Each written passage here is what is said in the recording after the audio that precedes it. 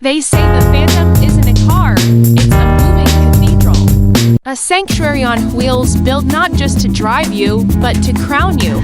Where most cars are machines, the Phantom is a statement. That silence can be louder than any roar, that presence can flip speed. When it glides past, people don't hear horsepower, they feel history. Over a century of artisans, stitching, polishing, and perfecting, all condensed into a single silhouette that seems less manufactured and more summit. The Phantom doesn't chase attention, attention kneels before it. Its spirit of ecstasy stands not as an ornament, but as a promise that life, at its highest point, should be experienced without hurry, without noise, without compromise.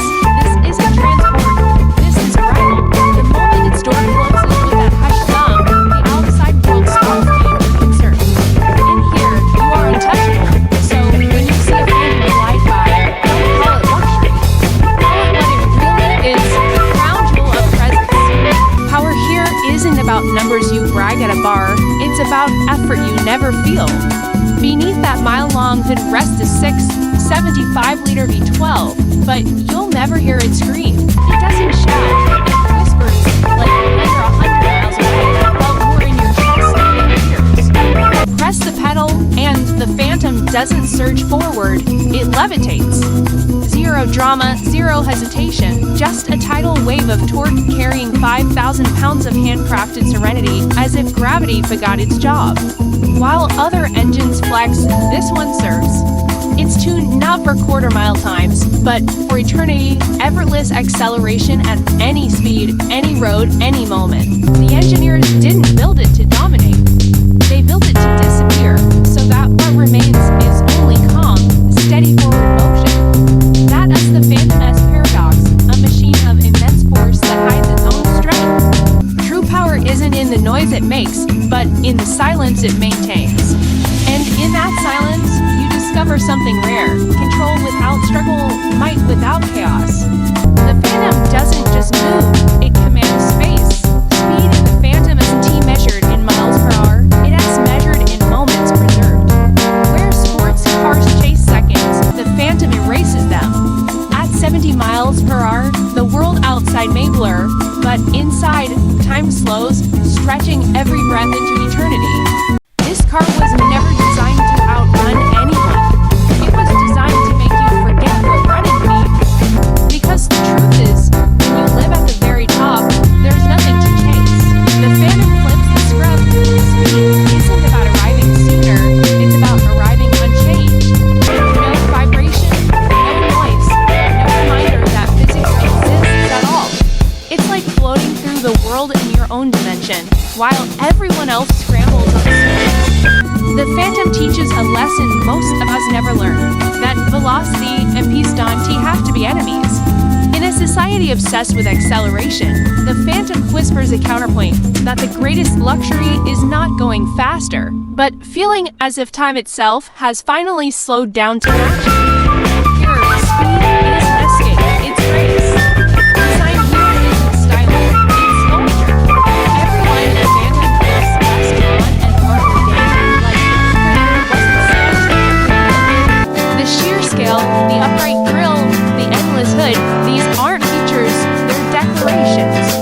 Step inside, and you don't sit in a cabin, you enter a gallery. The dashboard isn't plastic, it's a stage for hand-polished veneers, custom starlight headliners, and leathers that once belonged to birds raised only for this purpose.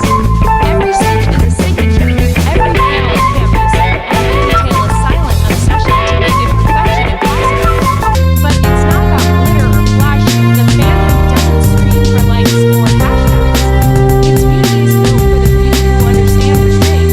That true elegance doesn't take time to be noticed, it demands to be remembered. While most cars are designed to be consumed, the Phantom is designed to endure.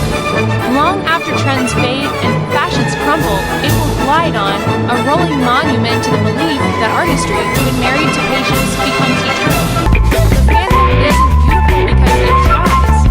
It's beautiful because it cannot be otherwise. To some, the Phantom is nothing but excess on wheels. Millionaires indulge here, a rolling fortress bought by tycoons to flex wealth that could have fed cities. They see the spirit of ecstasy not as art, but as arrogance, polished metal proof of inequality. But step closer, and the story complicates. Because the phantom isn't just purchased, it's commissioned. No two are ever identical, each one stitched with the fingerprints of its owner's desires, each one a conversation between craftsman and patron. That's not indulgence, that's legacy. Critics call it wasteful, admirers call it priceless. But both miss the point. The phantom exists because human beings crave symbols. Not just cars that move, but objects that define. And when you rise far enough in life, you stop buying utility and start buying meaning. The phantom is misunderstood not because it wants, but because it refuses to apologize for existing. In a world that rushes to justify every choice, it simply stands silent and immovable, daring you to project your own judgment onto it. Luxury to some, sin to others. But to those who sit behind its wheel, it's neither.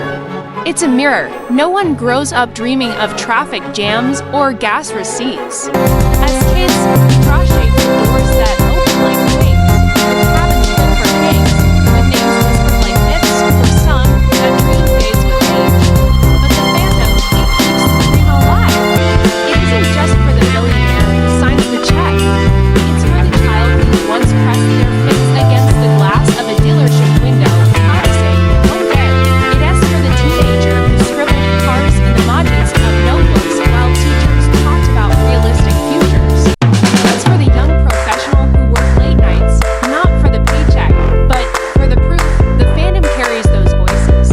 It whispers back to you that the dream you once had, the one too big, too wild, too impossible, was foolish. It was a purpose, and while most abandoned theirs, you followed yours. When you close the phantom's door and the world's noise disappears, it isn't just leather and what's surrounding you. It's every version of yourself that believed in something greater. The phantom doesn't just drive you forward, it drives you back to your beginning. At the end of the journey, the phantom isn't about leather, horsepower, or prestige. It's about proof. Proof that patience outlasts speed, that silence can outweigh noise, and that presence, true presence, is eternal. You don't command a phantom. You trust it, you don't flaunt it, you carry it like a crown. Because owning one isn't about convincing the world you've made it. It's about convincing yourself that your vision, your grind, your impossible dream was worth the sacrifice. Every phantom is more than steel and wood. It's a declaration of belief. Belief that art and engineering can merge into something divine. Belief that comfort isn't weakness, but mastery. Belief that the best things in life aren't rushed, but revealed. So, when the spirit of ecstasy rises at the hood, it isn't a symbol of wealth. It's a reminder you weren't wrong to dream. The phantom doesn't just carry passengers. It carries faith, faith that